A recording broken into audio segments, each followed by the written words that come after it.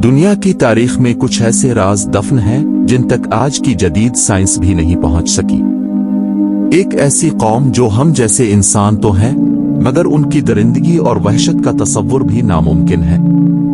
क्या आपने कभी सोचा है कि वो दीवार कहाँ है जिसे कोई जदीद कैमरा या सैटेलाइट नहीं देख पा रहा?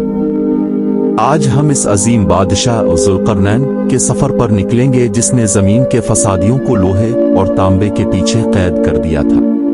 ज़ुल्करनैन, जिन्हें अल्लाह ने जमीन की हर चीज के असबाब अता किए थे, वो जब दो पहाड़ों के दरमियान पहुंचे तो एक ऐसी कौम मिली जिनकी जबान समझना मुश्किल था। कशिश का पहलू यहाँ ये बात काबिले जिक्र है कि ज़ुल्करनैन ने उनसे माल व दौलत नहीं मांगी, बल्कि उनसे कहा, तुम अपनी जिस्मानी मेहनत से मेरा साथ दो। ये एक अजीम सबक है कि कौमें सिर्फ पैसों से नहीं, मेहनत और इत्तेहाद से बनती है। मंजर तपते हुए सहराओं और बर्फानी पहाड़ों के दरमियान ज़ुल्करनैन का रोबदार चेहरा और उनकी इंसाफ पसंद आंखें दिखाई जाएंगी। ये कोई आम दीवार नहीं थी। ज़ुल्करनैन ने लोहे के बड़े बड़े टुकड़ों को पहाड़ों के दरमियान भर दिया और फिर आग दिखाने का हुक्म दिया। जब लोहा आग की तरह सुर्ख हो गया तो इस पर पिघला हुआ तांबा उंडेल दिया।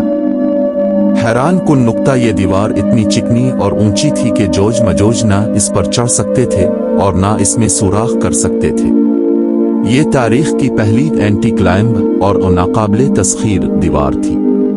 आज के दौर में वो दीवार कहाँ छपी है? क्या वो किसी दूसरी जिहत डायमेंशन में है, या अल्लाह ने इसे इंसानी नजरों से ओझल कर दिया है? अब हम इस पुरस्रार कैद खाने के अंदर झांकते हैं। जोज और मजोज की तादाद इतनी ज्यादा है कि उनका एक कबीला दूसरे को नहीं जानता। वो हर रोज दीवार को चाटते और खोदते हैं। दिलचस्प वाकया, वो दीवार को इतना खोद लेते हैं कि सूरज की रोशनी नजर आने लगती है, लेकिन उनका सरदार कहता है, बाकी कल खोदेंगे। अगले दिन वो दीवार पहले से ज्यादा मजबूत मिलती। ये सिलसिला हजारों सालों से जारी है।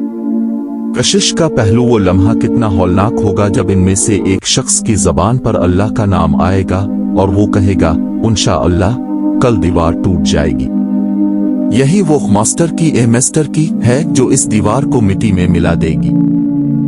क़यामत के करीब जब दीवार गिरेगी तो वो टिड्डी दिल की तरह पहाड़ों से उतरेंगे। हौलनाक मंजर, वो बुहेरा तबरा सी अब गैलाली से गुजरेंगे तो पहला गिरोह सारा पानी पी जाएगा, और जब आखिरी गिरोह पहुंचेगा तो कहेगा, शायद यहाँ कभी पानी हुआ करता था। वो इंसानों को कत्ल करेंगे, यहाँ तक कि वो आसमान की तरफ तीर चलाएंगे जो खून आलूद वापस आएंगे। वो गुरूर में कहेंगे, हमने जमीन और आसमान वालों को फतह कर लिया। ये उनके जवाल की शुरुआत होगी।